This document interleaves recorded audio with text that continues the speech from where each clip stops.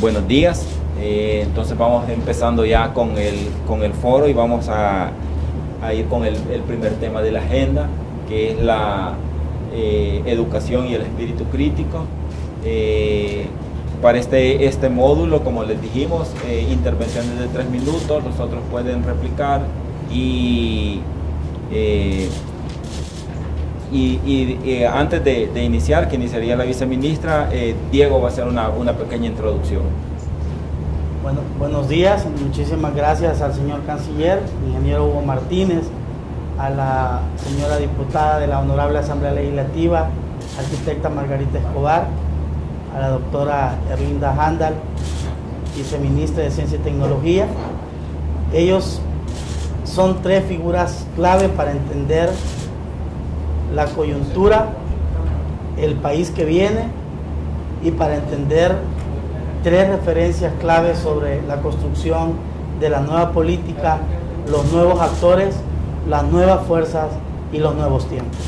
Ellos asumieron un reto que fue firmar el prólogo del primer libro del país que viene, llamado justamente El país que viene, una generación comprometida.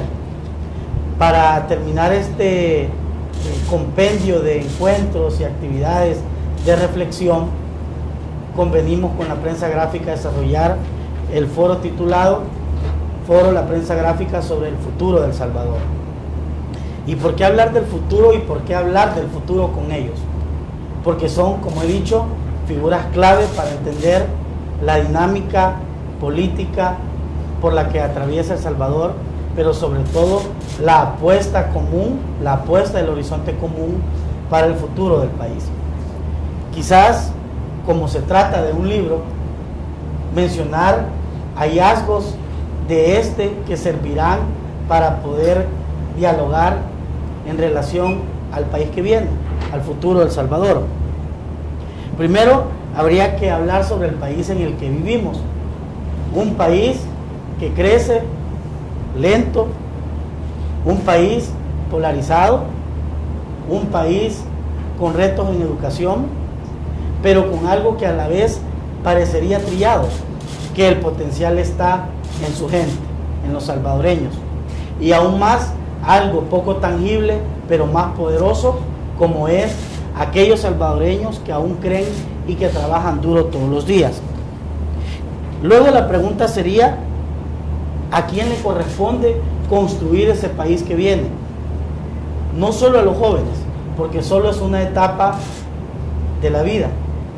Le corresponde a los líderes, le corresponde a los adelantados, a los formados y a aquellos que ostentan posiciones en las que puede transformar la vida de los demás, como el caso de nuestros panelistas hoy día. El país que queremos sería la tercera pregunta. ¿Cuál es el país soñado? Un país grande, donde cada salvadoreño se levante todos los días optimista. Y para ello hay algunos mensajes que nos han dejado los autores del primer libro. ¿Cuál es el país que viene? Un país que crece y donde escojamos quedarnos. Un país sin fronteras y con cadenas globales de valor. Un país que impulsa la innovación, el emprendimiento y la inversión extranjera. Un país donde sus estudiantes aprenden y comprenden. Un país en el que prosperan sus mujeres. Un país con instituciones fuertes y efectivas. Un país que puede construir acuerdos y aprender de sus errores. Esos serían los mensajes clave para construir El Salvador del futuro que nos dejan los 40 autores del libro El país que viene, una generación comprometida. Es así, con esta introducción, que me gustaría dejar a nuestros panelistas para que iniciemos el foro con el primer tema, como decía Mario, educación y espíritu crítico. Bueno, doctora Handal, es la oportunidad suya para abrir el primer tema de debate. Bueno, primero quiero agradecer a la prensa gráfica, a Diego Echegoyen por este esfuerzo, ¿no?, para poner en común una serie de ideas acerca de el país, lo que somos ahora y lo que pretendemos ser en el futuro. Y para ello, pues la educación es un pilar fundamental. A mí me complace la atención que educación está mereciendo últimamente en todos los medios. Es importante. Yo no había vivido otra época semejante en que la educación esté impregnando todas las agendas y esté llegando a la conciencia de todos, puesto que la educación es un tema en el que todos debemos intervenir y que debe ser preocupación de todos. Eso es importante. Entonces, pero ¿cómo formar? ¿Para qué formar al nuevo ciudadano? Ciertamente el nuevo ciudadano va a tener retos muy superiores a los que tenemos la generación presente, incluyéndonos a nosotros, ¿no?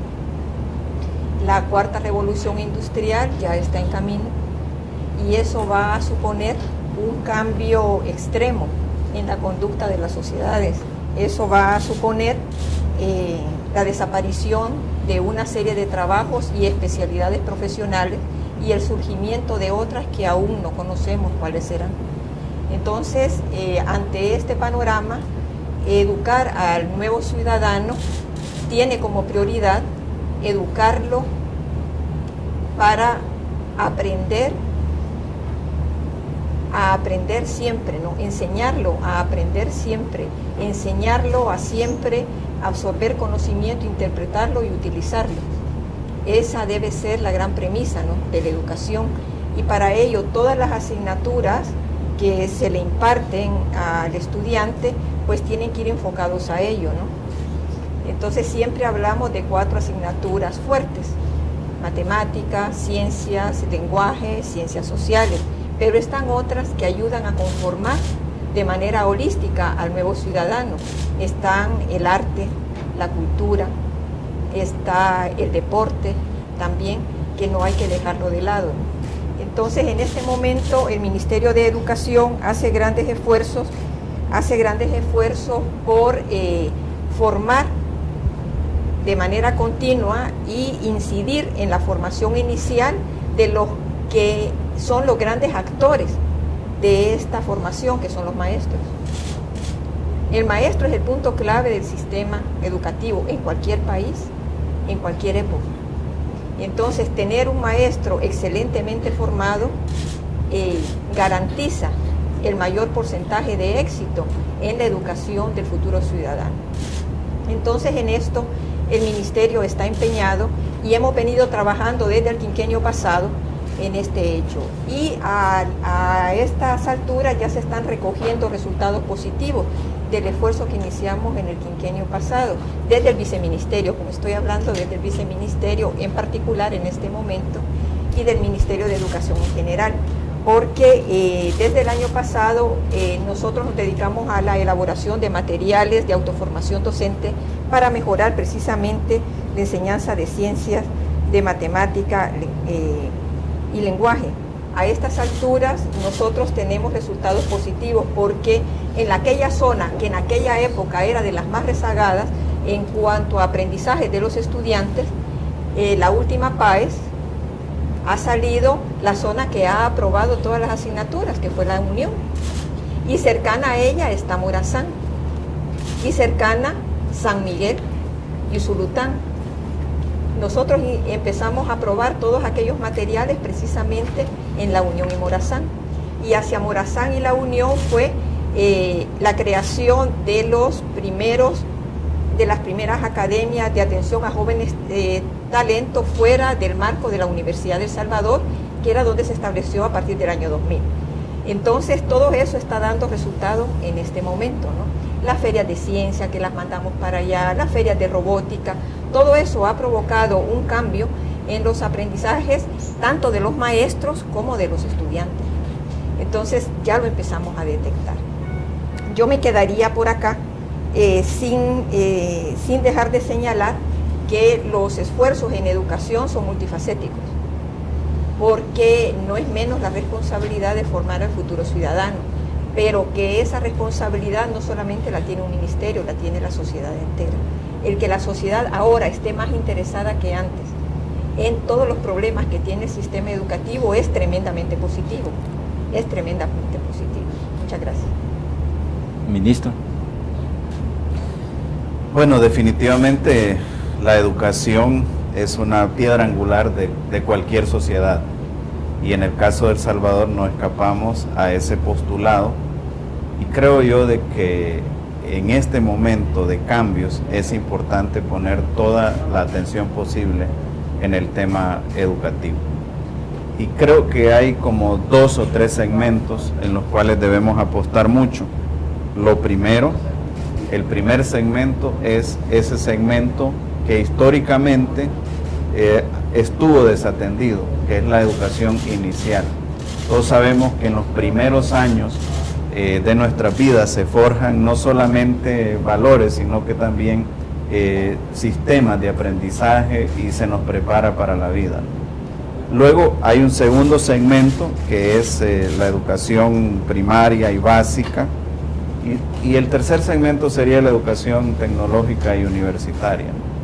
Entonces el punto es cómo en cada uno de ellas, de estos segmentos, nos preparamos para una vida que es cada vez más cambiante.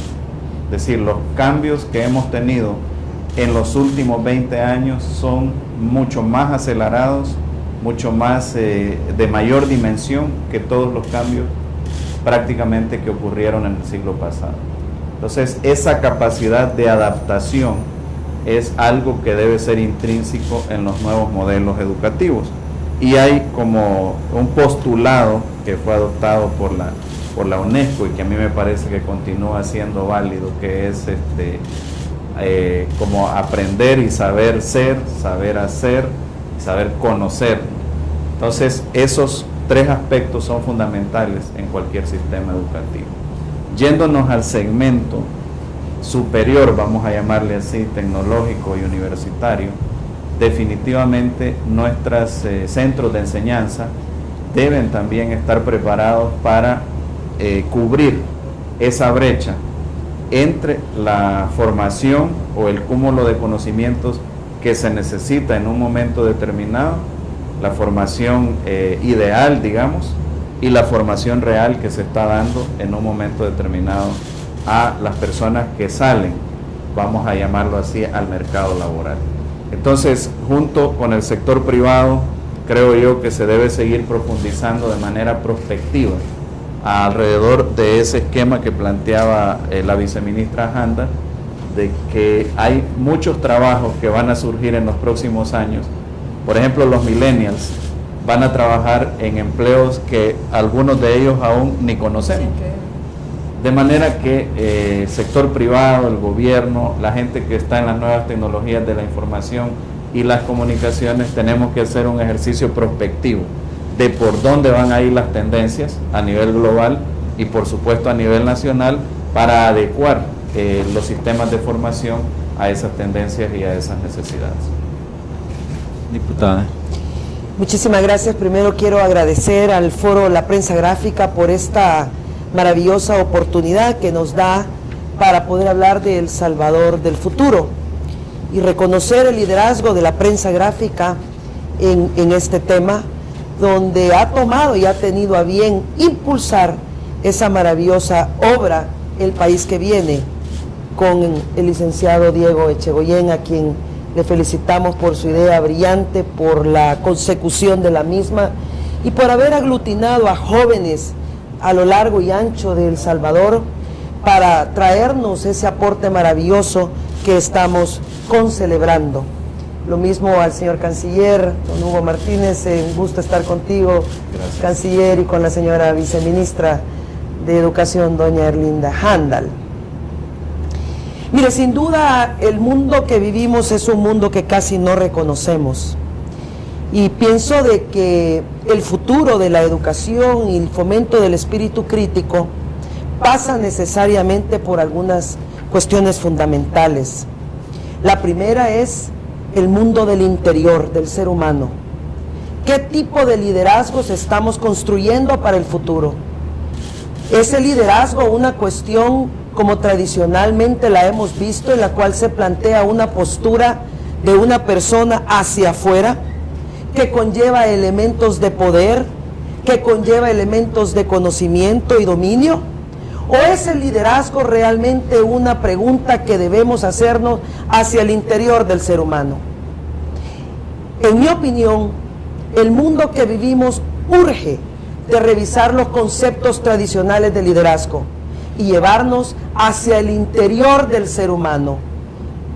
Perder la capacidad de humanizarnos a través de la educación nos tendría un pronóstico oscuro de la humanidad.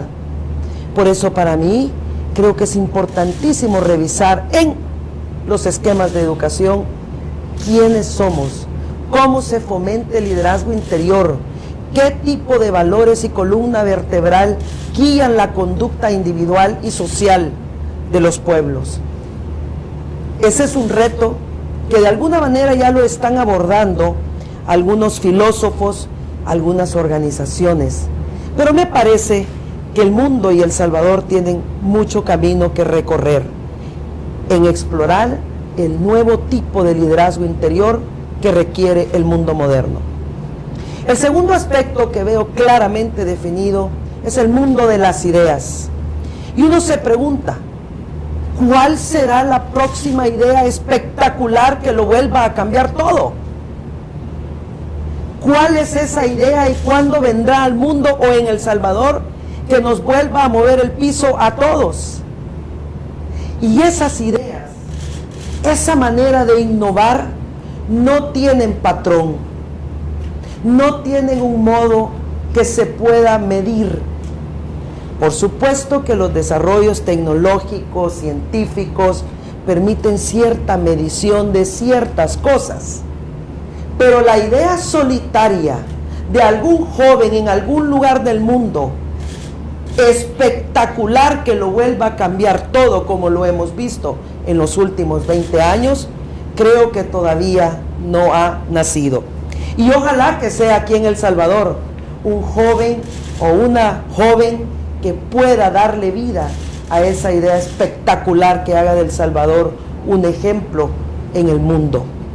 Y el tercer aspecto que veo es el área de lo impredecible, la movilidad, el no saber qué viene o cómo funcionará absolutamente las cosas.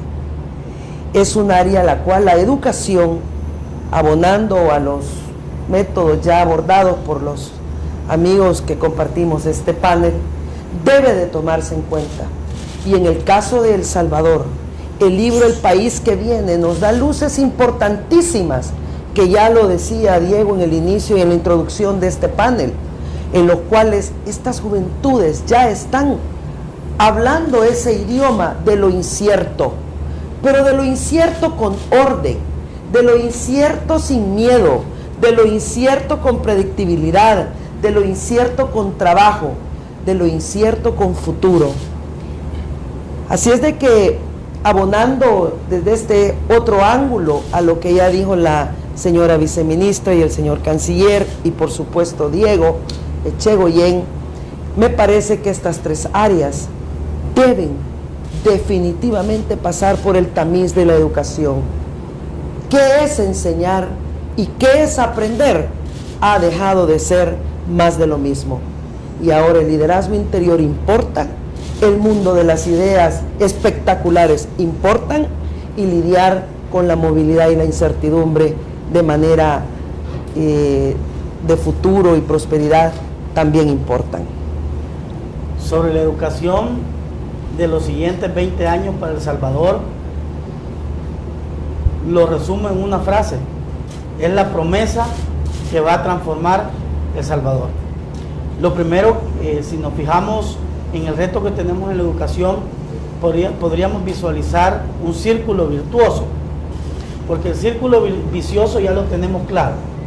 El círculo virtuoso donde la educación se vuelve un tema nacional, donde se invierte más en maestros, en libros e financiación por estudiante más que en armas, donde se invierte en una educación insertada en la economía del conocimiento, donde se obtiene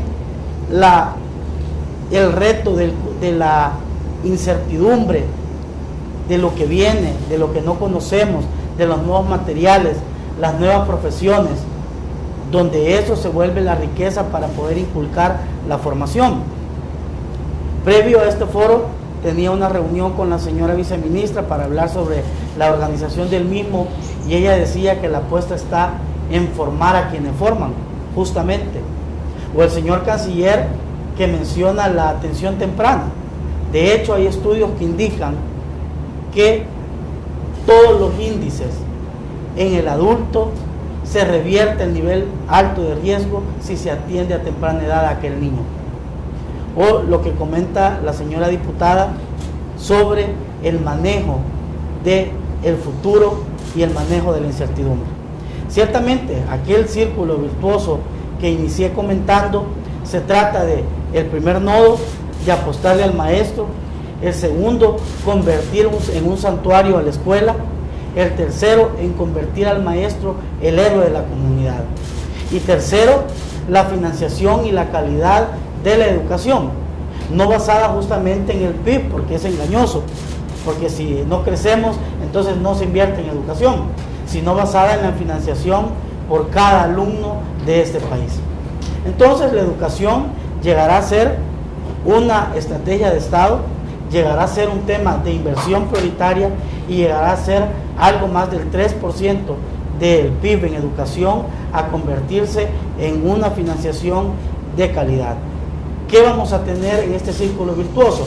Primero, una buena educación; el segundo nodo, una educación para que los ciudadanos salvadoreños sean personas críticas; y el tercer nodo, vamos a tener un país donde las personas generan empleo y autoempleo porque aprendieron a insertarse en el mundo de las ideas, porque son conocedores de sus retos.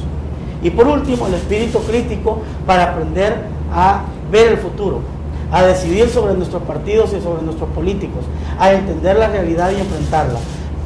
Educación igual espíritu crítico.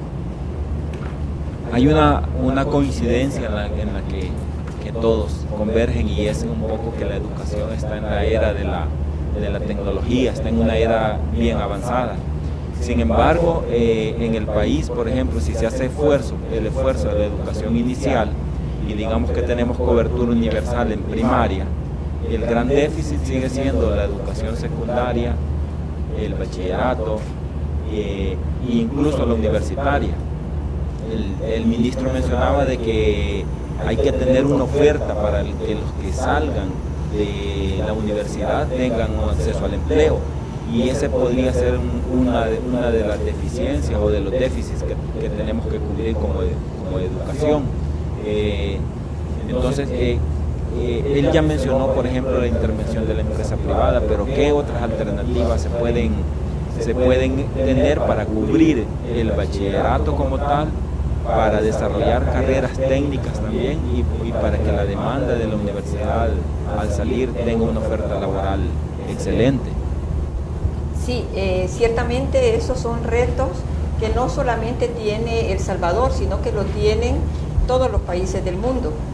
El abandono de los estudiantes, sobre todo en los últimos años de secundaria y en bachillerato, es un fenómeno bastante común, que tiene varias raíces, no solamente es una.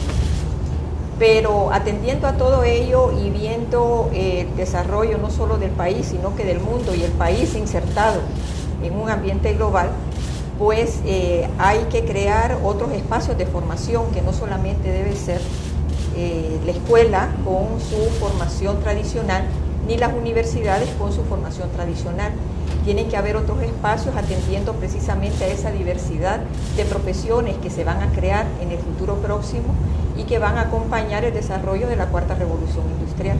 Entonces, ir hacia el establecimiento de ese sistema, que parte de ese sistema puede ser un sistema nacional de formación técnico-profesional, por ejemplo, ¿no? Que abra espacios no solamente para formar a profesionales de nuevo perfil, sino que también para reconvertir a aquellos profesionales que van a quedar obsoletos en todo este proceso de desarrollo del país. Pero no solamente se trata de formar desde educación inicial en adelante, pasando por educación superior, sino que qué van a hacer todas estas personas ya debidamente formadas. Entonces siempre el reto del desarrollo científico y tecnológico se impone, porque es precisamente esa inversión es la que garantiza el avance de los países. Esta cuarta revolución industrial nace en Alemania, porque Alemania decidió que todos sus procesos de producción tendrían que ser robotizados. Entonces eso es lo que ha desencadenado toda una carrera en el mundo, ¿no?, que ellos iniciaron. Pero y ese resultado de la inversión mantenida en ciencia y tecnología, que no solamente Alemania realiza, que realizan los países más desarrollados del mundo, porque verdaderamente ahí es donde está el capital. El capital está en el conocimiento, el cual al ser aplicado se reproduce y se incrementa.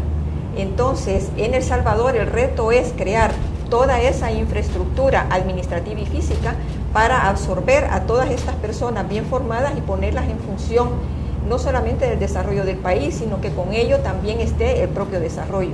Desde el quinquenio pasado, pues, nos hemos esforzado por establecer esas premisas.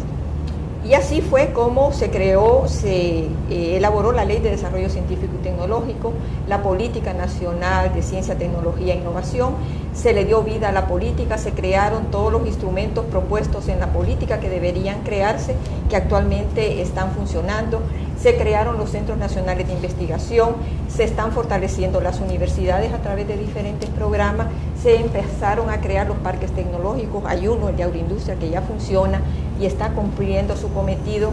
Estamos en el proceso de crear el segundo parque tecnológico, en el área de las ciencias y las ingenierías, de forma tal de ir creando todos aquellos ambientes más los programas de emprendedurismo que han sido reforzados, y se han creado variedades de estos programas de emprendedurismo hacia el emprendedurismo colaborativo y asociativo. Entonces, todos estos escenarios van a permitir que estos jóvenes se desempeñen en esos escenarios. También hemos extendido el programa de Jóvenes Talento a los 14 departamentos del país. En este momento tenemos 15 academias de academias de formación, de atención a jóvenes talentos. Hay alrededor de 2.000 talentos en todo el país que están siendo atendidos.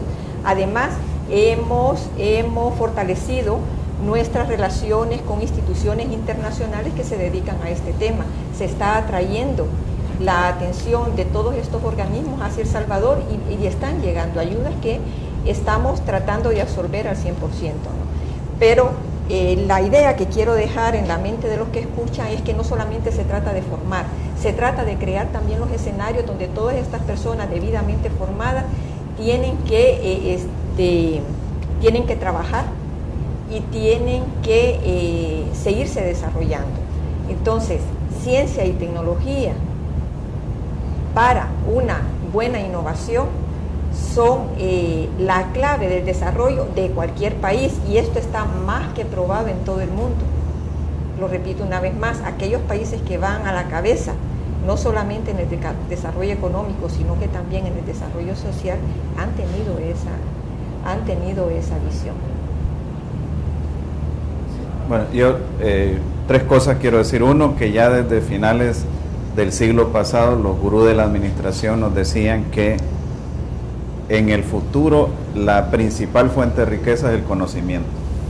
Y hay una ventaja adicional, que el conocimiento, a diferencia de una propiedad física, nadie se lo puede extraer a uno de la cabeza. Exactamente. Entonces, ese es un factor que nos debe llevar a apostarle mucho al conocimiento. Pero un conocimiento también donde se fomente la innovación y la creatividad. Hay un libro que se llama Crear o Morir, que precisamente retrata esa circunstancia, ¿no? Que hay una gran diferencia entre alguien que lo que hace es memorizar cosas y que aprende a memorizar cosas en la educación, y alguien que a través del proceso educativo se le enseña a pensar, a razonar, a discernir, a crear e incluso a innovar. Y esa creo yo que tiene que ser la apuesta en ese esquema de desarrollo científico y tecnológico. La segunda cosa es cómo se logra esa complementariedad entre los sistemas de formación y el mercado de trabajo. Y ahí no es una responsabilidad no solamente del gobierno, de la universidad estatal, sino también del sector privado, de las universidades privadas, etc. Un ejemplo que se me ocurre en este momento es el ejemplo de Aeroman. Aeroman era una industria que hace 10 años prácticamente no existía. Y ahí se pusieron de acuerdo, a través de Fomilenio, el gobierno, el sector privado, una universidad privada también, para formar a un grupo de jóvenes que se necesitaban con urgencia, en primer lugar para fundar Aeroman y en segundo lugar para expandir el trabajo de Aeroman. Ahí tenemos un ejemplo concreto de cómo tenemos que ser proactivos en esta situación ahora que enfrentamos, ¿no? Y el tercer punto que quería decir es que se imponen mucho, no porque lo querramos así, sino por las mismas circunstancias, los modelos de formación en alternancia. O sea, que la gente pueda tener salidas laterales a los mercados de trabajo, que pueda tener al mismo tiempo de estar ya ejerciendo una función técnica que ha aprendido, continuar una especialización en la universidad, y eso lo hemos visto como experiencia exitosa ya en algunos países que la viceministra citaba.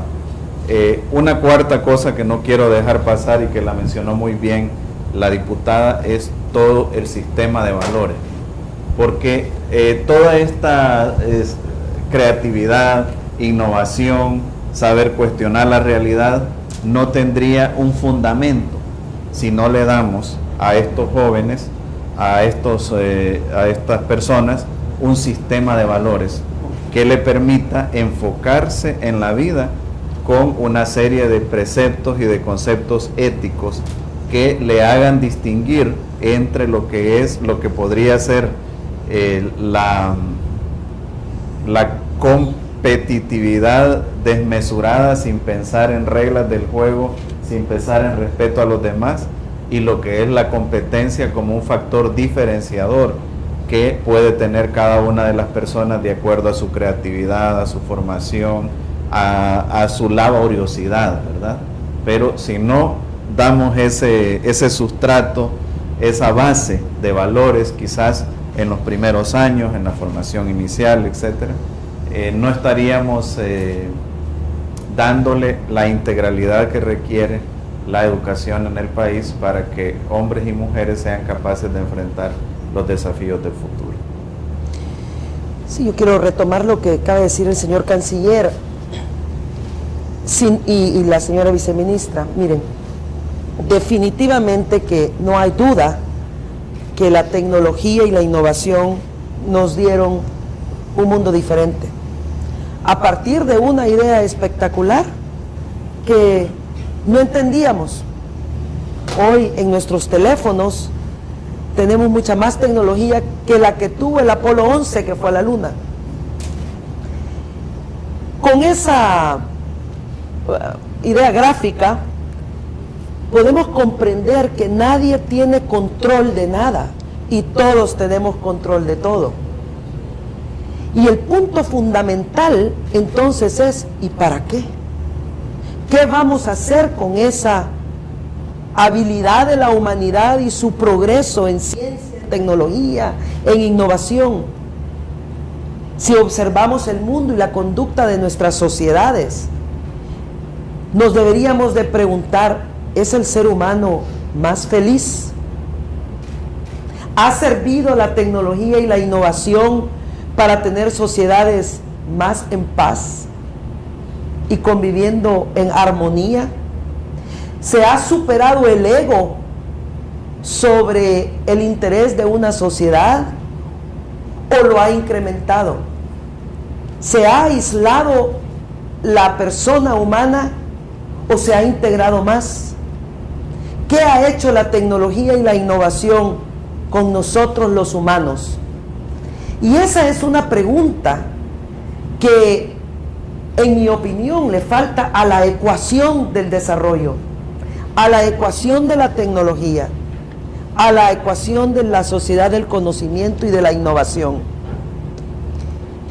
Creo de que los procesos educativos deben retomar esa escala de valores y de principios. Al final del día, nacemos y moriremos siendo humanos. Pero ¿qué tipo de ser humano vamos a tener en el siglo XXI y en el futuro? Es un vacío que todavía no logra resolver la tecnología y la innovación. Y me parece que este foro lo trae a la palestra para revisitarnos a nosotros como salvadoreños. No solamente es una cuestión de aprender, innovar, sino que ¿para qué lo queremos? ¿Cómo vamos a revertir una sociedad intolerante a una que abrace un poco más la diversidad? Claro. ¿Cómo vamos nosotros a lidiar con nuestras naturales diferencias sin querer eliminar al otro? Esas preguntas, a mi forma de ver, tienen que ser resueltas a través de procesos educativos en El Salvador, donde los jóvenes, a la vez que se les enseñan tecnología, innovación, inserción a los mercados laborales, conjunción de la empresa privada con las universidades, salidas laterales, como decía el canciller, o talento, reclutamiento de talentos, como lo señala la señora viceministra.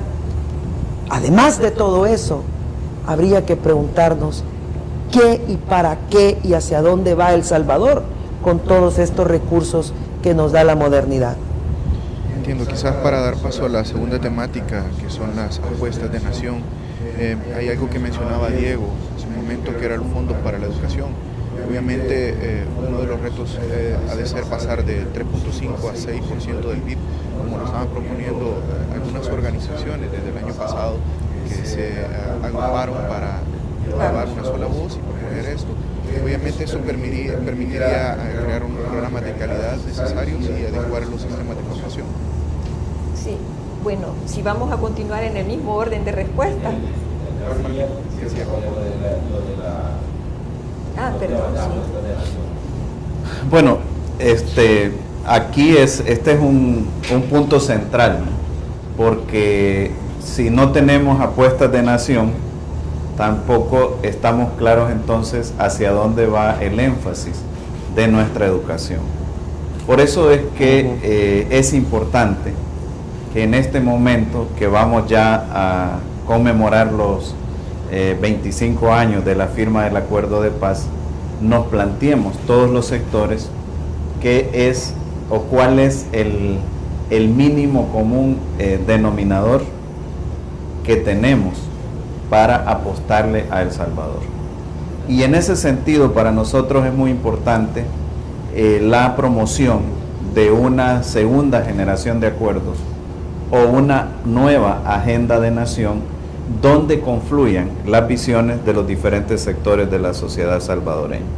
No estamos hablando entonces necesariamente de un acuerdo similar al que se dio hace 25 años, donde había como dos contrapartes, sino quizás un acuerdo más integral, donde se involucren, entre otros, al sector político, al gobierno, pero también al sector privado, a las universidades, a la academia, etc. Y nosotros creemos que al menos debe haber tres conglomerados de temas fundamentales en esa discusión para una apuesta de nación. Un primer conglomerado es el crecimiento económico. ¿Cómo logramos ponernos de acuerdo en una serie de medidas que empujemos todos en una misma dirección para lograr un mayor crecimiento económico? Y el crecimiento económico no lo buscamos en abstracto. En más crecimiento económico, más riqueza, más redistribución e incluso más recursos para educación, por ejemplo, ¿no? Luego, el segundo gran conglomerado de temas es cómo nos enfocamos respecto a las áreas sociales, ¿verdad? Hasta dónde estamos dispuestos a llegar, cuáles son los límites no solo que queremos, sino que también los límites que tenemos de acuerdo a nuestra macroeconomía, a nuestra microeconomía y a nuestro sistema fiscal. Y ahí es donde, por supuesto, uno de los factores fundamentales debe ser la apuesta por la educación.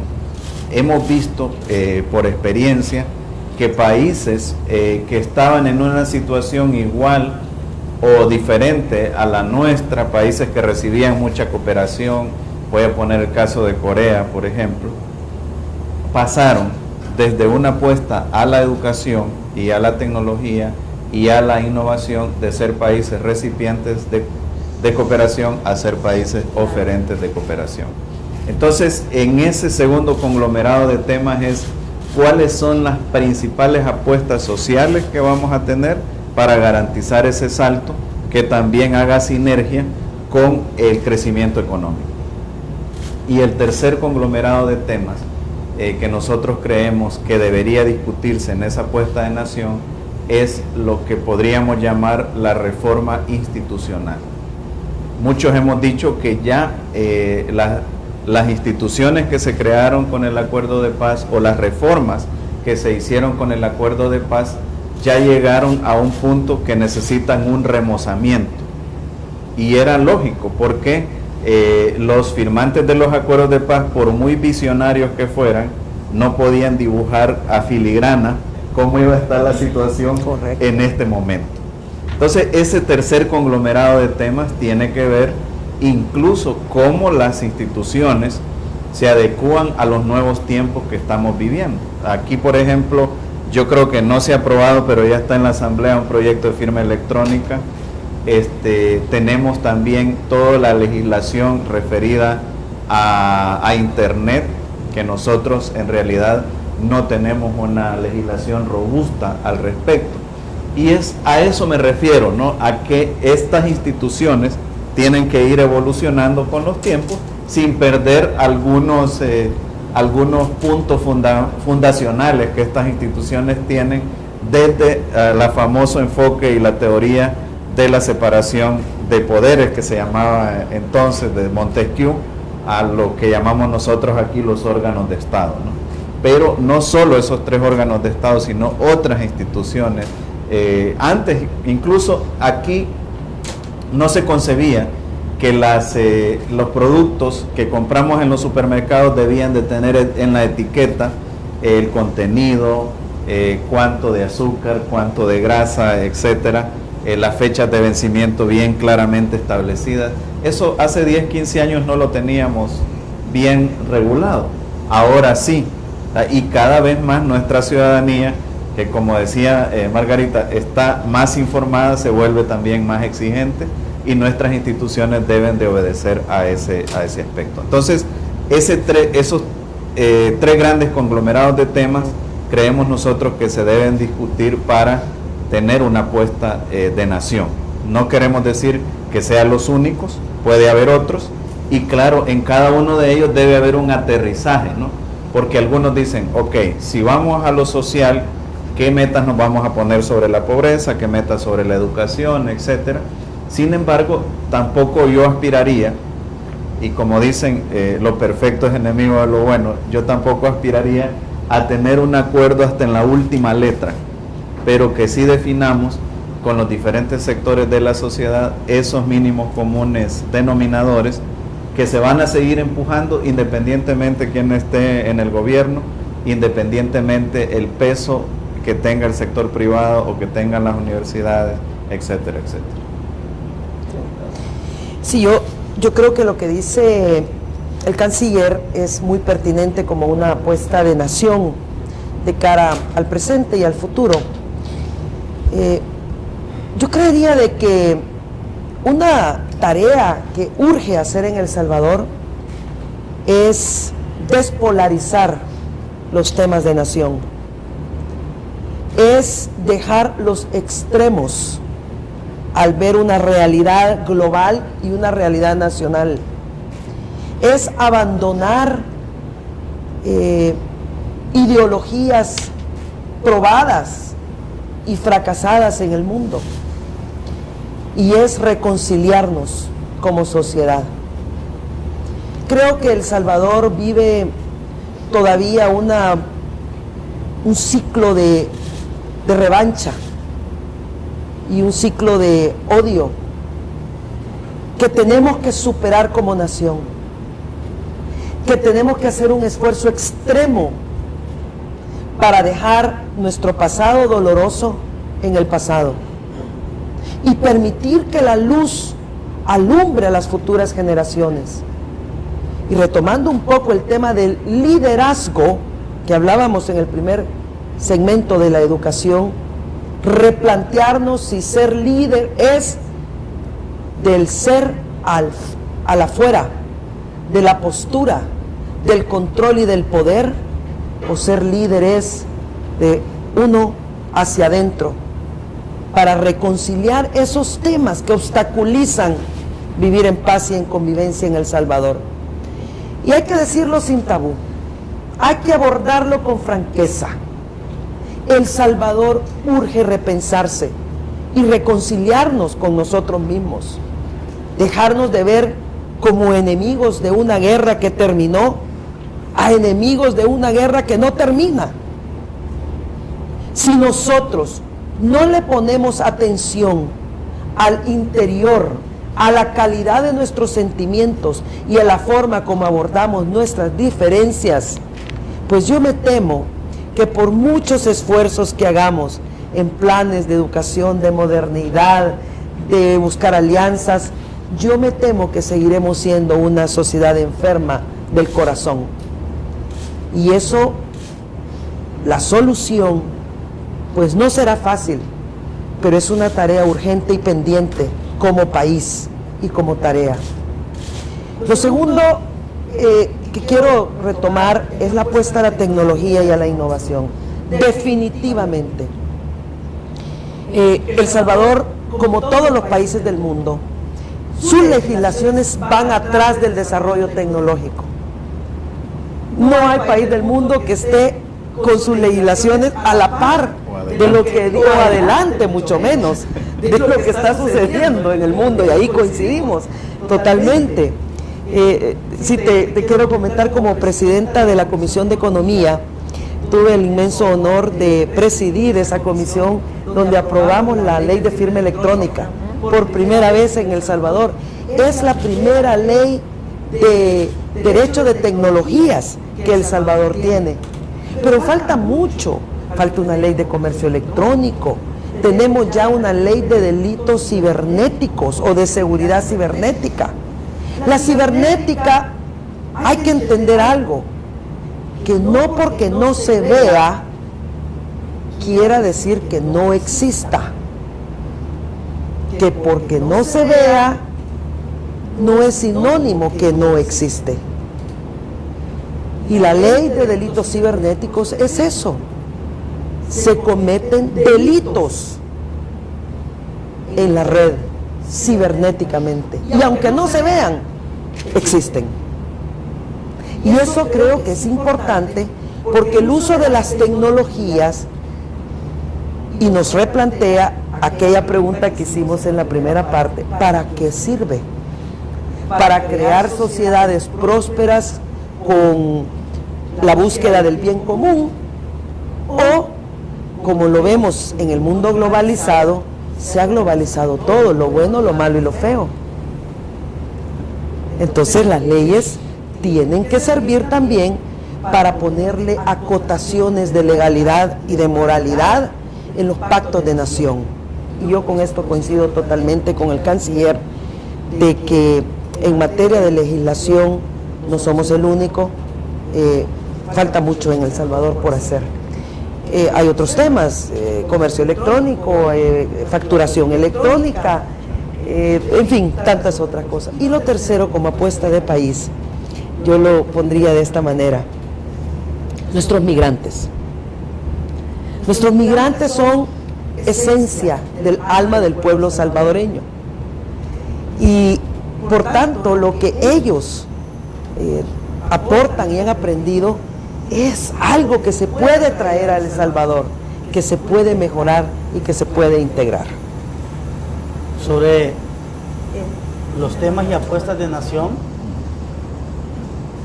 sobre los temas y apuestas de nación, coincido plenamente con el señor canciller en que hay muchas áreas que habría que tomar en cuenta para poder construir El Salvador del futuro, pero necesariamente con nuestros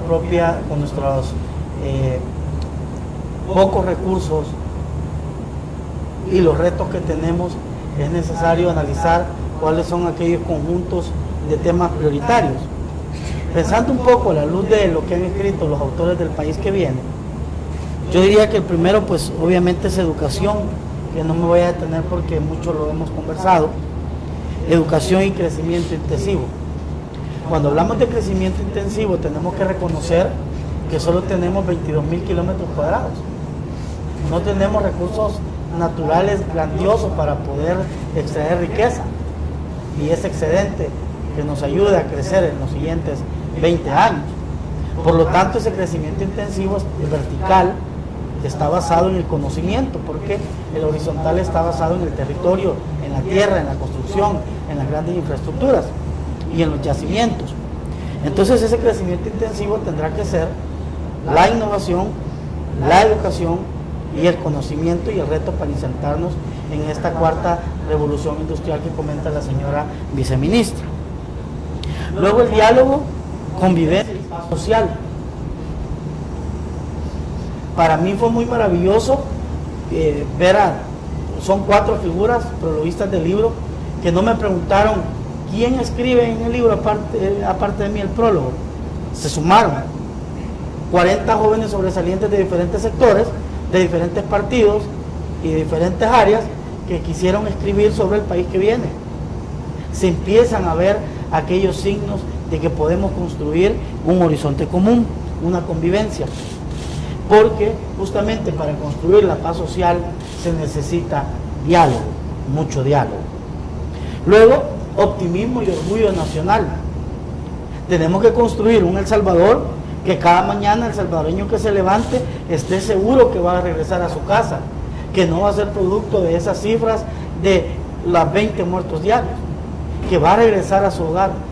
Y esa alegría de despertarse y trabajar y dar lo mejor de sí se convierte en un optimismo, cosa que ahora nos es muy difícil. Necesitamos instituciones fuertes y democracia efectiva. ¿Para qué?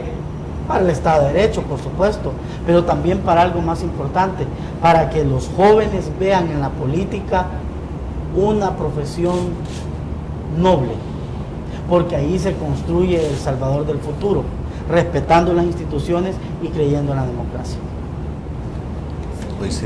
Sí, indudablemente el país necesita ir hacia un segundo conglomerado de acuerdos de paz, y en esta oportunidad, como bien señalaba el canciller y la diputada Escobar, tiene que ser un conglomerado de acuerdos en los que participen en su elaboración toda la sociedad, todos los sectores de la sociedad, pero asumiendo cada uno de ellos la responsabilidad que les compete.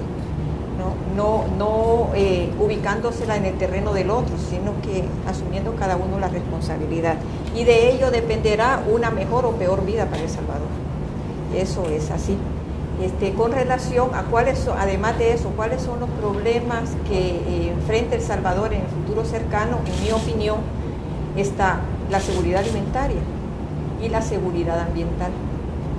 Es la base de cualquier otro tipo de decisión, de cualquier desarrollo económico, de cualquier desarrollo social. La seguridad alimentaria y la seguridad ambiental. Pero esas dos se asumen desde un desarrollo de la ciencia, desde un desarrollo de la tecnología puesta en función de la solución de la miscelánea de problemas que tiene encerrado cada uno de estos temas que he mencionado. Y ahí también tiene mucho que ver la ética de la ciencia, a la que ya se han referido varios aquí en este pequeño conversatorio, que hay que entender que no hay ciencia mala, hay mal uso de la ciencia.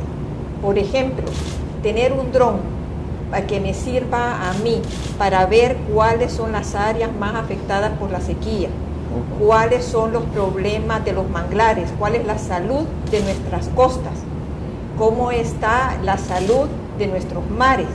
Pero usar ese mismo dron para matar a distancia Eso es un problema ético grave. Entonces, no es que la ciencia sea mala, es el mal uso de la ciencia. Pero ese mal uso o buen uso está regido por la ética. Pero la ética es un valor, es un conjunto de valores que se forman desde muy temprana edad. Y por ello la educación inicial, que además esté en manos de excelentes educadores, de excelentes psicólogos, es lo que garantiza todo un mejor desempeño de una sociedad en su conjunto. Entonces, pero también en todo esto los medios de comunicación tienen un rol fundamental para exacerbar lo peligroso para la sociedad o exacerbar los valores positivos de la sociedad. O sea, seguir bajo una lógica de que publico esto porque es la noticia que vende, no es el compromiso que tienen que tener los medios para con la sociedad. Los medios son responsables de popularizar los temas, más en una sociedad como la nuestra, que es poco acostumbrada a la lectura, que más se va a lo visual y a lo oído. Entonces, también hay que poner de moda a través de todos, incluyendo los medios de comunicación de cualquier especie, poner de moda los temas positivos para el avance de una sociedad, poner de moda los valores, poner de moda la ética en el conjunto de valores que encierra la ética. Entonces, ahí iremos caminando mejor.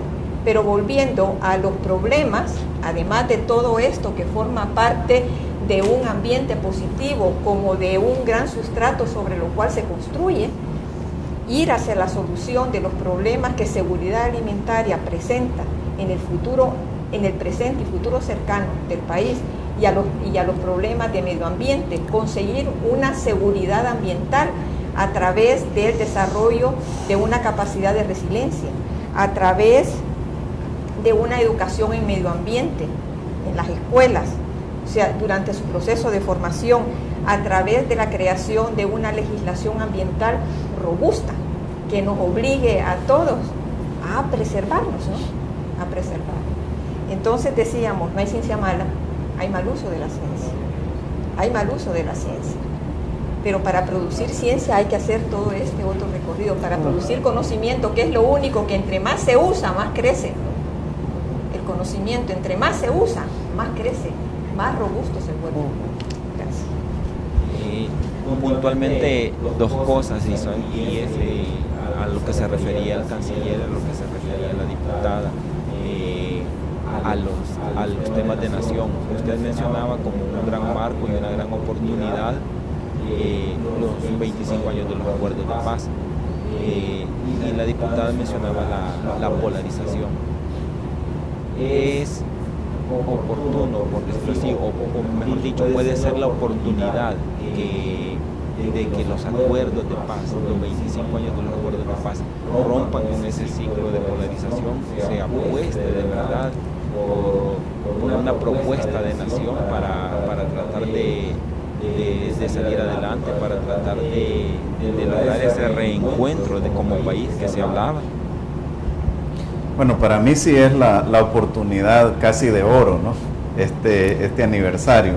Es por el simbolismo, Y lo que yo quisiera poner en relieve es que mientras nosotros estamos enfrascados en una serie de discusiones, hay otros países que ya se pusieron de acuerdo y van adelante de nosotros. Algunos son acuerdos implícitos, otros son acuerdos explícitos, pero lo cierto es que esos países están invirtiendo más energías y tiempo en ser competitivos a nivel global y en generar riqueza que en las discusiones internas como país. Entonces, ese es fundamental, y yo creo que este es el momento.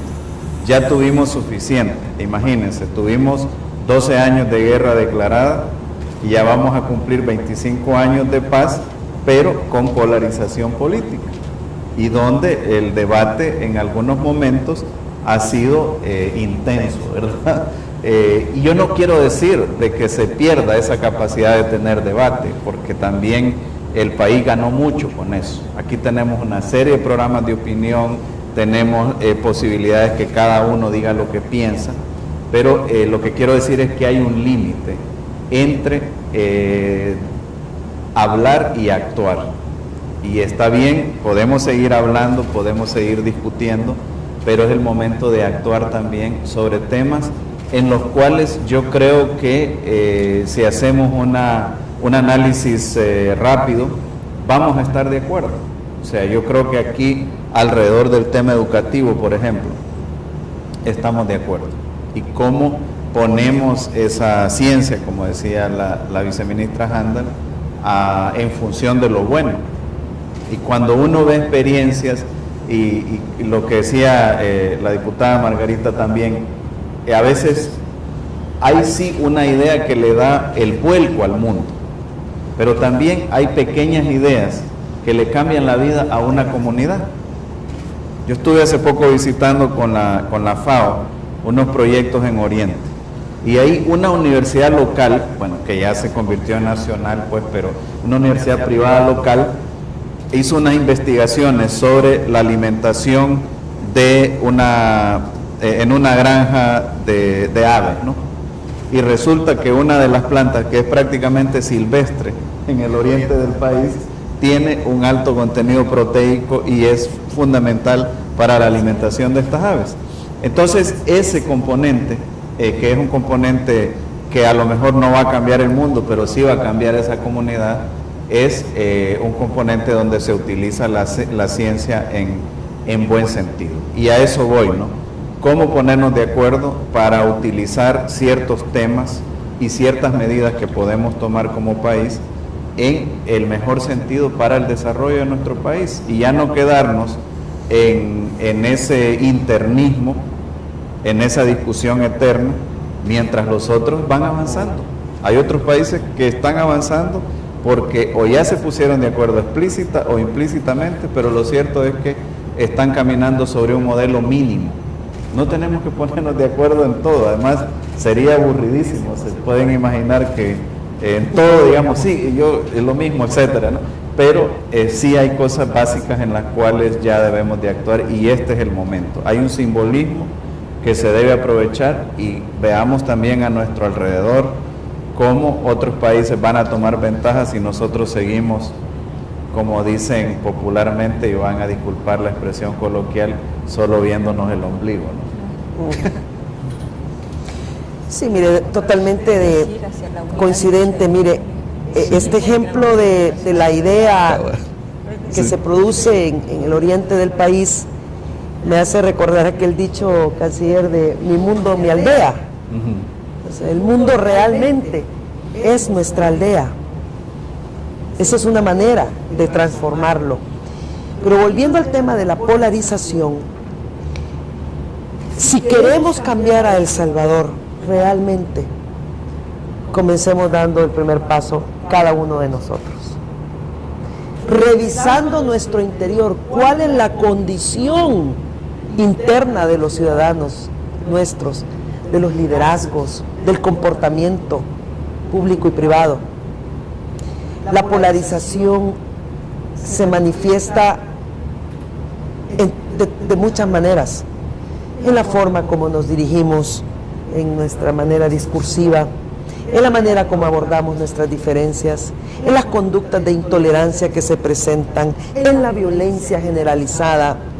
Hay muchos tipos de polarización que urge resolver, y para mí El Salvador no es si lo vamos a hacer o no, es que no tenemos otra opción.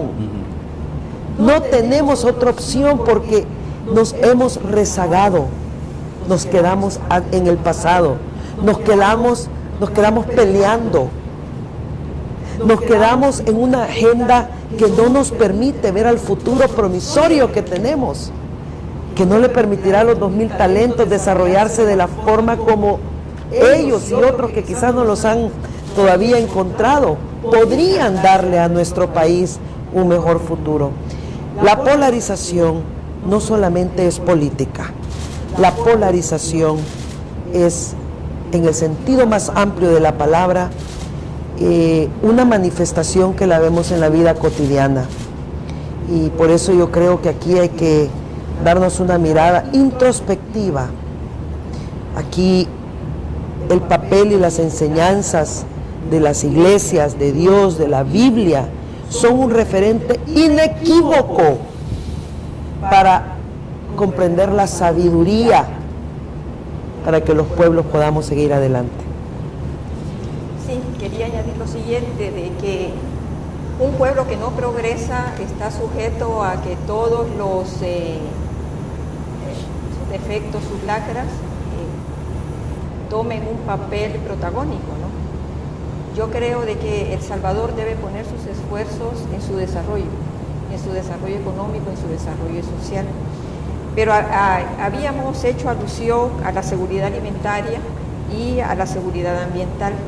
La seguridad alimentaria también puede ser la fuente del crecimiento económico de El Salvador, visto desde el enfoque de la bioeconomía. Entonces, si nosotros le apostamos a eso, fortalecemos todo lo que tiene que ver con la producción de alimentos, pero con la producción de derivados de la agroindustria, que no solamente va hacia el sector alimenticio, sino que también va hacia productos que tienen su esfera en la parte industrial, en el desarrollo industrial. Yo creo que le haríamos un gran favor a El Salvador. Al mismo tiempo, o sea, es todo un tema amplio que implica formación de recursos humanos, o sea, formación de profesionales, implica una buena inversión de los recursos que se tienen, implica una buena focalización de las políticas, pero al mismo tiempo está asegurando usted la alimentación de su pueblo, pero también está asegurando el desarrollo industrial del país. O sea, la bioeconomía en su amplia connotación puede ser un enfoque importante del desarrollo del país, ¿no? Un enfoque importante del desarrollo del país y que a su vez le da seguridad alimentaria, Entonces, yo creo que los problemas sociales y incluso los delitos contra la sociedad se vuelven más relevantes cuando el desarrollo económico de la sociedad es bajo, porque de todas las maneras las personas buscan cómo satisfacer sus necesidades familiares, sus necesidades personales, y cuando no tiene el otro sustrato, pues se va hacia el delito. Entonces creo que es un momento importante que está viviendo el país, esto que estemos 3 personas provenientes de diferentes sectores, convocados por otra persona que tiene un compromiso social, es importante, ¿no? Es importante, y poner sobre el tapete todas estas ideas es muy importante. Entonces, pero hay que enfocar todo el esfuerzo hacia puntos concretos. Retomando lo que dice la señora viceministra y la pregunta que hacía Mario, es una oportunidad la celebración de los acuerdos de paz y la coyuntura que vivimos asomada en la práctica política por medio del extremismo o la polarización. Por supuesto, cada cierto tiempo las personas como las sociedades ven a su interior y revalidan aquel sueño, ¿no? El sueño nuestro, el sueño salvadoreño, es un país que camine por la senda del desarrollo, un país que aproveche sus potencialidades y que aproveche ese impulso que le dan sus aspiraciones, sus sueños. Como decía el señor canciller, es una oportunidad de oro que la celebración de los acuerdos de paz sirvan primero para revalidar ese sueño, segundo, para lograr una segunda generación de acuerdos mucho más sociales, ¿no? Y como él dice, el señor canciller, tal vez aquello no fue escrito a filigrana, pero sirvió y sentó las bases. Pero décadas después vemos que no tenemos aquella ansiada paz social, que algún sector dice, hasta en eso no nos ponemos de acuerdo, que estamos en situación de guerra o que solo hay ausencia o hay ausencia de seguridad. Pero el punto es que primero tenemos que ponernos de acuerdo como un solo país, como una sola nación, en cuál es esa aspiración mayor. Y justamente ahora es la paz social, y los acuerdos de paz son el punto de inflexión para poder revalidar esa aspiración. Dentro de todas estas apuestas de nación se mencionó a nuestros migrantes como una oportunidad también, y eso está perfectamente relacionado con el tercer módulo, que es El Salvador en el mundo. En ese El Salvador en el mundo obviamente tenemos muchos talentos fuera del Salvador. El punto es cómo recuperamos esos talentos, cómo hacemos que esos talentos sirvan para El Salvador, y otro punto importante es también cómo podemos evitar desde aquí también la fuga de esos talentos. Tal vez por la parte de la Cancillería, ministro, usted nos puede introducir a esta parte del tema. Sí, hace 10 años el Informe de Desarrollo Humano de Naciones Unidas sobre El Salvador planteaba una tesis con la cual, que tiene todavía una gran actualidad, que el concepto de nación, El Salvador, ha cambiado, porque el concepto de nación ya no solo es los 21.000 kilómetros cuadrados y los que habitamos en esos 21.000 kilómetros cuadrados, sino también hay hasta cierto punto una nación, El Salvador, en cada lugar del mundo donde hay salvadoreños. Entonces ese esquema es el que yo creo debemos tomar conciencia, en el sentido de que 1/3 de nuestra población habita fuera del Salvador, pero que aún habitando fuera del Salvador tiene una fuerte vinculación, no solo histórica y cultural, sino también económica con sus lugares de origen. Y ahora también cada vez más tenemos que garantizar que esa vinculación sea política en el buen sentido. Ya en las elecciones anteriores se hizo el primer experimento de voto en el exterior para las presidenciales, y eso se debe de profundizar, porque así como le damos la bienvenida a los más de 4.000 millones de dólares en remesas que vienen en promedio anual al país, también tenemos que darle la bienvenida a la participación de nuestros compatriotas en la toma de decisiones de ese nuevo concepto de nación. Así que yo considero que es un punto de primer orden la participación de nuestros compatriotas, ya no solo desde el punto de vista histórico, cultural, económico, sino también desde el punto de vista político. La participación en esas decisiones a través de mecanismos de consulta y a través de, en una primera instancia, la participación en las elecciones presidenciales. Ahora, la apuesta también debe ser cómo esas personas, sin perder su identidad, se integran en sus lugares de acogida. Y la otra apuesta debe ser cómo, con el apoyo de esas personas y con el apoyo de los diferentes sectores del país y la comunidad internacional, generamos más condiciones en los lugares de origen para que ese flujo migratorio sea cada vez menor.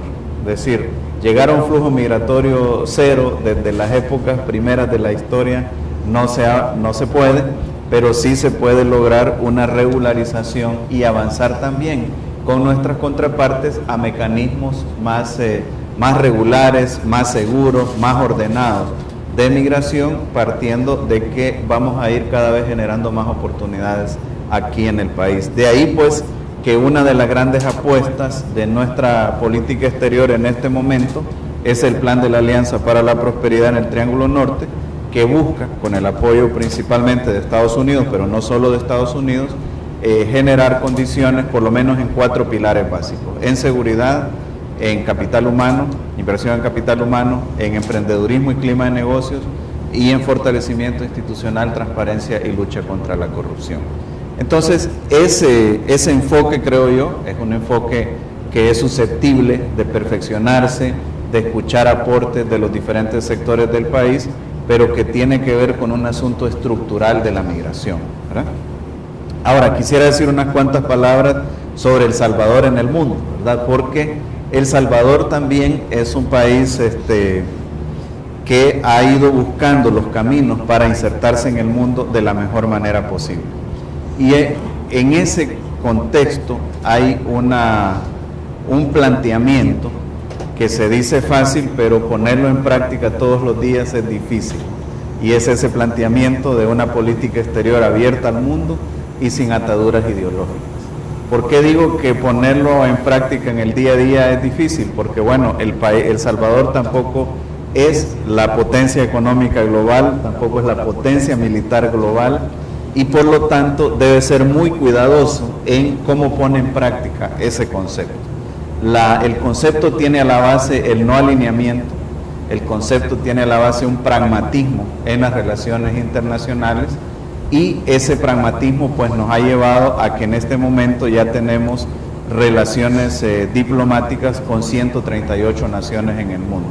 En los últimos años se ha incrementado como entre 25 y 30 nuevas relaciones diplomáticas, tomando en cuenta que si bien es cierto, hay países grandes, hay grandes potencias, también es cierto, por ejemplo, que en el sistema de Naciones Unidas no hay países pequeños porque cada país es un voto, ¿verdad? Y eso es muy importante para las decisiones. No es casual que ahora estamos siendo electos para presidir el Consejo de Derechos Humanos de las Naciones Unidas. No es casual también que estamos ahora mismo presidiendo la Conferencia Regional sobre Migraciones, y no es casual que vamos a presidir a partir de enero del próximo año la Comunidad de Estados Latinoamericanos y Caribeños, y que hemos tenido pues peticiones de asumir otras responsabilidades precisamente por esa política de no alineamiento. Esa política, por supuesto, ha tenido una repercusión muy importante en los temas de cooperación, que hemos ido evolucionando positivamente. En el quinquenio anterior, unos 1.300 millones de cooperación comprometida, triplicando los niveles del quinquenio inmediato anterior, y ahora en 2 años vamos por la misma cifra, aún en un contexto de vaca flaca, vamos a llamarlo así, ¿verdad? Por eso es que es muy importante ese posicionamiento del país, y nuestra apuesta es que ese posicionamiento del país siga siendo así. Por supuesto, tendrá algunos matices independientemente de quién está en el gobierno. Y en esa apuesta también nosotros creemos en que debe de conjuntarse todas las capacidades, todos los contactos y todas las voluntades para el bien del país, independientemente de quién esté en el gobierno. Por ejemplo, ahora mismo que hay un poco de incertidumbre sobre el nuevo gobierno en los Estados Unidos, es importante que conjuntemos todos los esfuerzos, en este caso, por ejemplo, la Asamblea Legislativa, el Ejecutivo, el sector privado, para juntos hacer lobby por nuestros compatriotas, juntos garantizar que los derechos de nuestros compatriotas que ya están en los Estados Unidos sean respetados, pero al mismo tiempo construir alternativas para nuestros compatriotas aquí en el país. De manera pues que este tema del posicionamiento de El Salvador en el mundo, si bien es cierto, la Constitución es clara de a quién le corresponde la política exterior, etcétera, yo lo veo como una responsabilidad de todos. Y hay, fíjense, artistas, hay científicos, hay emigrantes que se instalaron en otros países que dan la cara por El Salvador y que ayudan también a esa imagen de El Salvador en el mundo, que no es sencillo forjarla, y que tenemos también problemas, desafíos que a veces ponen un poco de turbulencia en el forjamiento de esa imagen, pero si estamos unidos otra vez sobre unos cuantos temas centrales y eso los empujamos hacia el exterior, va a El Salvador a estar posicionado de mejor manera en el mundo. Sí, yo veo que El Salvador tiene como definidas 4 áreas en su posicionamiento internacional y que nos son verdaderamente caros como un interés nacional. 1 es el tema de migración, 2 el tema de seguridad, 3 el tema de comercio y 4 el tema de cooperación. Pero cuando El Salvador se presenta al mundo, no puede ir a presentar a un país que no existe. Tiene que ser el país que existe, y tiene mucho que ver con toda la plática que hemos desarrollado en este foro.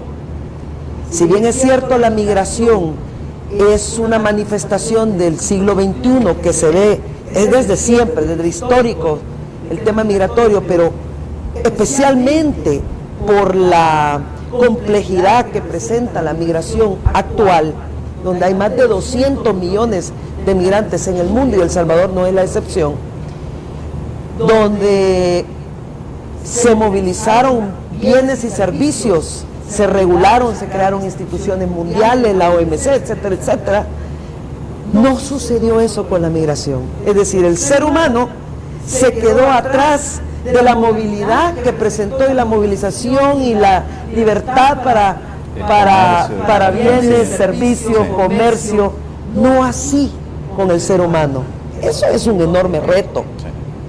Pero también es un enorme reto examinar por qué se van los salvadoreños. Y básicamente se van de esta manera, tan vulnerable por la ausencia de programas que permitiesen esa certeza que existe en el comercio internacional, bienes, servicios, para el tema del ser humano. Se van porque aquí en El Salvador no hay seguridad personal ni a sus bienes ni a sus vidas, y porque no hay empleo. Y estas dos situaciones nos llevan a explorar por qué en política exterior el tema de la seguridad es crucial, es fundamental. Y yo les deseo, Hugo, el mayor de los éxitos en los esfuerzos que hacen con el Triángulo Norte, porque tiene una vinculación directa con la seguridad de nuestras personas que vivimos aquí o que migran. Y es responsabilidad de El Salvador hacer nuestras tareas primero como nación. No podemos exigirle a terceros países lo que nosotros no estamos haciendo con efectividad. Comercio, definitivamente el comercio, ¿qué es? Sino la posibilidad de crear empleo, la posibilidad de traer inversión, la posibilidad de fortalecer nuestros socios comerciales tradicionales o nuevos. Pero me pregunto, si El Salvador no crece y no produce, ¿de qué sirve ampliar mercados si no tenemos que mandar? Entonces, el tema del comercio también me parece que es un tema que hay que profundizar, pero también hay que ver aquí en El Salvador cómo hacemos para que eso mejore. Y el tema de la cooperación, pues es evidente. Hemos hablado de tecnología, de innovación, con la viceministra Linda Handal, que es la viceministra de tecnología, y es obvio que solo ahí tenemos una enorme área de cooperación. Solo me voy a quedar en ese tema para poner de relieve la importancia de la cooperación internacional. Pero estos temas de insertarnos en el mundo no pueden ir aislados como que si se tratase de otro país. No se puede promover a un país que no existe. Y nosotros como salvadoreños podemos reconstruir nuestra institucionalidad, nuestra credibilidad, modernizar las instituciones en esta tercera generación de reforma y modernización institucional, bajar la confrontación, no atacar al sector privado, atraer inversiones dando certeza jurídica y no cambiando las reglas del juego, dándole oportunidad que los salvadoreños se desarrollen aquí en El Salvador. Por eso yo de verdad quiero expresar mi complacencia y mi apoyo al esfuerzo que se hace desde el Triángulo Norte, porque El Salvador no es una isla y tenemos que caminar con nuestros hermanos centroamericanos basados en principios democráticos, porque si bien las relaciones internacionales deben ser pragmáticas y no alineadas, no pueden estar ausentes de los principios democráticos que rigen a los pueblos libres del mundo. Así es que mayor de los éxitos, canciller, en ese Triángulo Norte y los retos que se avecinan, ¿verdad? Gracias. Sí, atendiendo a lo que decía Margarita, que la diputada Margarita Escobar, pues realmente hay que ponerle, opino, atención a lo siguiente: de qué vamos a vivir los salvadoreños. Si nosotros vamos a vivir fundamentalmente de una economía terciaria basada en el comercio y no en la producción, nuestros campos van a seguir deteriorándose. El impacto ambiental va a ser tan grande que va a aumentar la pobreza, va a aumentar el delito, vamos a disminuir nuestra capacidad de resiliencia y va a ser un desastre en El Salvador. Yo creo que hay que ir hacia el establecimiento de una economía no únicamente porque no hay que despreciar la parte terciaria, ¿no? Pero hacia una economía de producción, pero que a su vez esa economía de producción nos desarrolle con las capacidades que nosotros podemos desarrollar aquí en El Salvador. Anteriormente habíamos hecho alusión a la bioeconomía y a la seguridad alimentaria. Ese es un tema tan grande, pero tan grande, que al desarrollarlo nosotros también vamos consiguiendo nuestra seguridad ambiental, porque hay que ir hacia un mejor tratamiento de la naturaleza y hacer que la naturaleza esté en función de una mejor vida para los salvadoreños, ¿no? O sea, la bioeconomía y la seguridad alimentaria tienen que ir de la mano, y ahí yo pienso que debe estar o estará uno de los pilares, sin obviar los otros, pero sí uno de los pilares más fuertes del país. En los últimos años, bueno, desde la firma de los acuerdos de paz, se orientó la economía de El Salvador hacia una economía terciaria, donde los servicios era lo primordial, y se despreció la producción propia. Es más, se compra fuera, aquí se empaqueta y se reenvía, ¿no? Entonces eso disminuyó nuestra capacidad de producción, y eso ha venido deteriorando grandemente no solamente la economía del país, que va a cuantos de popularidad del tema, ¿no? Sino que no le ha dado un buen sustento al desarrollo del país. Se han deteriorado nuestros campos. Hay zonas de la zona oriente del país en que hay que mandarles alimentos porque las sequías son muy fuertes, se caen los cultivos. Todo esto producto de que no ha habido un buen enfoque, pero siempre es tiempo de introducir mejores enfoques sin desestimar lo que en un momento también ha sido una plataforma de subsistencia económica del país, pero hay que incorporar otras actividades. Entonces, ir hacia la consecución de una seguridad alimentaria que a su vez también propicie el surgimiento de nuevas industrias que todavía no hay en El Salvador, pero que pueden venir o pueden surgir como producto precisamente de esa actividad creciente de aumentar el conocimiento y aplicar el conocimiento para tener una mejor vida. Entonces, nosotros insistimos que la seguridad alimentaria no solamente resguarda el presente y el futuro del país, sino que garantiza el desarrollo económico del país, porque es tan amplia la seguridad alimentaria, es tan amplia la bioeconomía, visto la seguridad alimentaria como parte de una bioeconomía que le puede dar al país no solamente una seguridad de sobrevivencia, sino que una seguridad económica y comercial en la región. Bueno, poco yo tendría que aportar sobre El Salvador en el mundo con dos personas tan conocedoras del tema. Quizás solo puntualizar unas ideas a partir de las lecturas del libro. Desde que inició la presencia de lo que hoy conocemos como la cobija iberoamericana, ¿no? La entrada a la América continental de las ideas, las personas y las mercancías hasta el día de hoy, El Salvador se ha ido posicionando con su nombre y su propia historia en el mundo. Y si algo ha marcado la historia reciente de este fenómeno de las fronteras o de lo que significa el globo terráqueo, pues es nuestra migración. Y se da el fenómeno solo de la fuga de cerebros, estamos comentando la fuga de conocimiento, ¿no?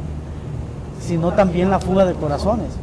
La mayoría de las personas no quisiera irse, y aquellas oportunidades, falta de oportunidades que les obligaron a irse, son las oportunidades que debemos construir para los salvadoreños que continúan acá. A lo mejor en este momento no tengo datos precisos, pero quizás la mayoría no quisiera regresar, y no porque aquí no se puedan construir oportunidades o porque con esfuerzo no se pueda construir el sueño salvadoreño, sino a lo mejor porque ya se han insertado en otras sociedades. Pero debemos construir para las generaciones que vienen un país donde el salvadoreño decida quedarse. Felicito definitivamente la presencia en organismos internacionales que El Salvador tiene. Lo hemos visto desde la Cumbre Iberoamericana de 2008 que tuvimos en El Salvador, ahora lo del Consejo de Derechos Humanos y los otros espacios que mencionaba el señor canciller. Son sinónimos no de un mero aritmética de intercambio de votos, sino también de las apuestas que el país que el gobierno, que el Estado le hacen para posicionar el nombre del Pulgarcito en el mundo, ¿no? Y de ahí pues vemos que la cooperación internacional cada día se está priorizando y se basa más en nuestras prioridades más que en la orientación de los donantes. Entonces, esto es muy importante para poder, como decían, explotar aquellas condiciones que permitan que la comunidad, que la aldea, como decía la señora diputada, nuestra aldea, mejore en cada municipio y en cada departamento. Y para ello, un punto importante pues es la cooperación orientada a esas potencialidades.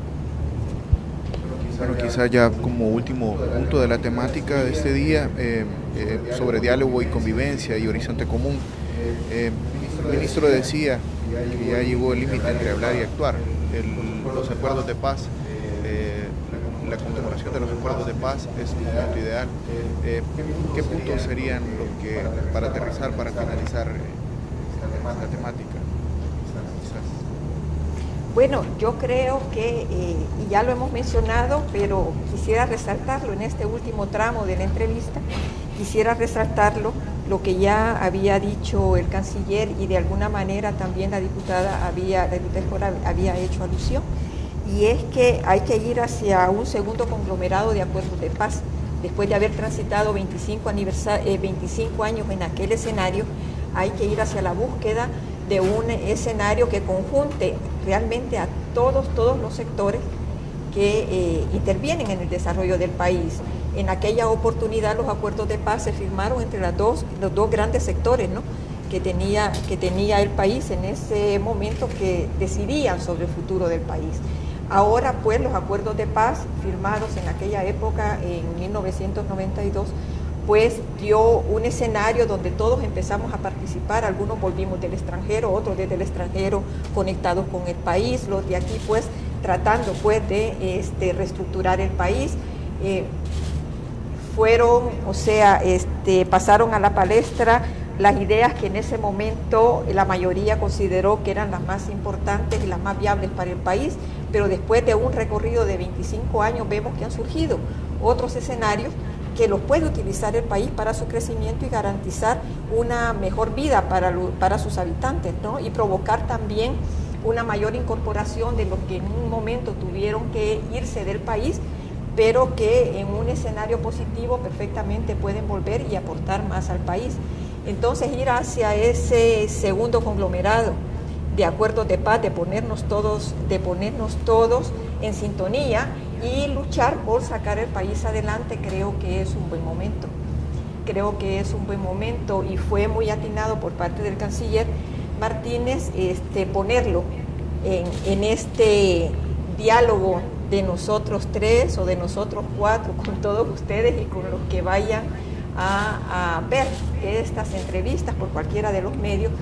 Creo que hay que ir hacia ese escenario, hacia una búsqueda de un segundo conglomerado de acuerdos de paz con una amplísima participación de todos los sectores, sin ponderar uno sobre otro, ¿no?, sino que de todos los sectores, porque al fin y al cabo el desarrollo es responsabilidad de todos y tenemos que darnos la mano todos.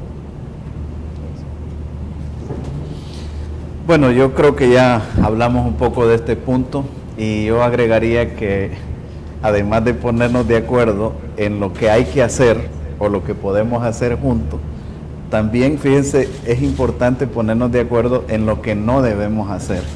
Exactamente. Es decir, cuáles son los límites hasta donde podemos llegar y dónde está la línea que nadie de nosotros debe de cruzar. Y hay cosas que se asumen como implícitas, pero hay que ponerlas también explícitamente. Por ejemplo, el respeto a la institucionalidad es un punto que debemos decir todo, bueno, aquí esta línea no la vamos a cruzar. Y yo creo que hasta ahora, implícitamente todos estamos de acuerdo en que independientemente de la opinión que tengamos sobre una u otra institución, nadie está hablando aquí de revertir, de que esa institución no funcione o de sustituir esa institución. También hay otros campos en los cuales tenemos que ir poniendo esos límites de hasta dónde podemos llegar y cuál es la línea que no se debe de cruzar. Hay un componente de derechos humanos, por ejemplo, que debemos estar claros que esa línea no se debe de cruzar. Y así sucesivamente hay una serie de factores que también debemos ir poniendo implícita o explícitamente que ninguno de nosotros va a cruzar. Hay un factor que en este momento está, digamos, sobre la mesa, que tiene que ver con la libertad de movilizarnos que tenemos todos y cada uno de nosotros. La Asamblea Legislativa aprobó una enmienda al Código Penal, si no mal recuerdo, que se refiere a la limitación ilegal de la libre circulación. Porque todos tenemos derecho a circular, pero cuando se nos limita ilegalmente, ya sea por razones de una protesta, ya sea por razones de que nos retiene un grupo criminal y no nos permite circular, eso es algo que también hablábamos, por ejemplo, con las gremiales empresariales, que sería interesante decir, bueno, aquí todos los sectores estamos comprometidos no solo a no limitar la libre circulación de cada ciudadano, sino de alguna manera a no permitir que se bloquee la libre circulación de los ciudadanos. Y así podemos ir viendo otros temas. En algunos vamos a estar de acuerdo, quizás en otros no vamos a estar de acuerdo, pero eso es lo importante, ¿no? Que discutamos no solo el sustento, la parte sustantiva de lo que vamos a hacer, sino también de aquellos puntos que hay como un acuerdo de país que no se va a cruzar la línea, que vamos para adelante, que no vamos a permitir que se revierta lo que ya avanzamos producto del acuerdo de paz y que vamos a privilegiar la vía política para la resolución, la vía política, el diálogo, la negociación incluso, para la resolución de cualquier discrepancia, siempre en el marco del respeto también a las instituciones. Yo creo que eso es fundamental y tiene que ver con nuestra convivencia, que yo estoy de acuerdo con lo que decía Margarita también. No solo hay niveles de intolerancia en el ámbito político. Bueno, si hemos visto desgraciadamente hasta asesinatos por niveles de intolerancia a nivel de los vecinos, que porque se estacionó mal, que porque le dijo algo, etcétera. Entonces, todo eso lo tenemos que ir desmontando. Yo no quiero decir que vamos a tener una sociedad perfecta, pero sí hay cosas que nos podemos poner de acuerdo para irlas mejorando e ir dando señales también, ¿verdad? Porque si aquí todos nos ponemos a sonar tambores de guerra, Pues lo importante es que se una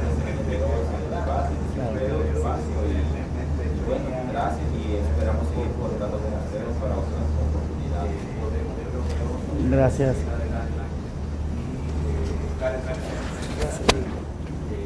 Muchas gracias. segmentos anteriores, mientras nosotros estamos en esa discusión, otros se nos están adelantando.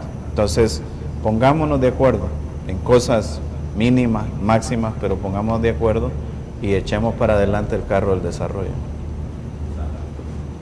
Sí, creo que este foro ha sido extraordinario, que refleja bemoles en el abordaje que hemos tenido entre nosotros cuatro. Lo quiero resaltar para que no pase desapercibida las pequeñas diferencias que dentro de un conjunto global de destino común hemos manifestado. Mas, sin embargo, eso no evitó un diálogo fructífero, respetuoso, un diálogo respetuoso, un diálogo dinámico, un diálogo en el cual hemos aprendido todos porque lo permite las circunstancias. Por una otra razón, la actitud con que se abordan estos temas. Así que yo por eso quiero agradecer a la prensa gráfica esta posibilidad, a Diego Echegoyen, que nos ha convocado, y por supuesto al canciller Hugo Martínez y a la viceministra Reina Alba, por esa posibilidad de discrepar en diálogo, en convivencia, pero más que todo, encontrar las enormes coincidencias que tenemos. Eso es lo primero. Lo segundo, en relación a los acuerdos de paz, yo insisto, logramos parar el conflicto armado y esos acuerdos de paz nos colocaron nuevamente en en el concierto internacional como una nación con esperanza. Fuimos admirados y reconocidos por la valentía que tuvimos los salvadoreños de cerrar ese tristísimo capítulo de nuestra historia. Hoy, con motivo de la conmemoración de esos acuerdos de paz, tenemos el reto enorme de parar la guerra en nuestros corazones y la guerra en nuestro espíritu. El dejar de vernos como enemigos, el dejar de vernos como o tú o yo, y comprender que dos mitades no hacen uno. El Salvador es uno. Y si algo hay que reeditar y revisar, es ese liderazgo interno que somos cada uno de los salvadoreños y salvadoreñas, adentro y afuera. Y lo tercero que quisiera yo resaltar en este diálogo, convivencia y horizonte común, es que no perdamos jamás la esperanza. Busquemos el pueblo feliz, busquemos reconciliarnos entre nosotros mismos e imaginémonos cómo seríamos si estuviéramos haciendo las cosas como Dios manda, como deben hacerse y como no deben hacerse. Y eso cada quien tiene su propia respuesta. Yo, Diego, quiero agradecerle a usted, a los 40 jóvenes que estuvieron en el país que viene, y decirle que me siento muy honrada de ser parte de este esfuerzo y de este panel que compartimos hoy. Gracias. Yo quiero agradecer al señor canciller Martínez, a la diputada Escobar y a la señora viceministra Handal. Definitivamente necesitamos no solo iniciativas, espacios, medios como estos, sino liderazgos como el que ustedes tienen. Se trata de un liderazgo efectivo, que la decisión que toman todos los días transforma vidas, y no se trata de un liderazgo basado en la simulación, sino en el compromiso, como lo han demostrado, participando en una iniciativa del país que viene, que justamente busca unir a diferentes personas que piensan diferente, pero que ven un solo horizonte común. Eso por un lado. Por el otro, también anunciarles que ya estamos finalizando con el gran apoyo, el decidido apoyo de la Cancillería del segundo libro, El País que Viene, Jóvenes en el Exterior, que será escrito por 60 jóvenes sobresalientes que residen en diversas latitudes y usos horarios del mundo, que son salvadoreños, son esa nación, como decía el señor canciller, que sale de nuestras fronteras y que sigue siendo pues justamente nuestro país, El Salvador. Eso será pues a partir del otro año que estaremos con este proyecto. Por eso quiero agradecer al señor canciller por el apoyo de la Cancillería y el Viceministerio para Salvadoreños en el Exterior. Nuevamente muchísimas gracias, don Mario, por su apoyo para poder organizar este foro, a la prensa gráfica por no solo prestar su nombre, sino también su profesionalismo y su espacio tan reputado como el Foro de la Prensa Gráfica. Muchísimas gracias. Muy bien. Bueno, a nombre de la prensa gráfica les queremos también dar las gracias a usted viceministra, por su participación, ministro también por su apoyo, diputada por estar aquí, por ser parte de este debate, y a Diego como editor del País que Viene. Yo creo que igual nos volvemos a quedar cortos como en el primer foro, pero así es. Lo importante es que creo que se generó ese debate, que se generó el espacio, y bueno, gracias, y esperamos seguir contando con ustedes para otras oportunidades. Muchas gracias.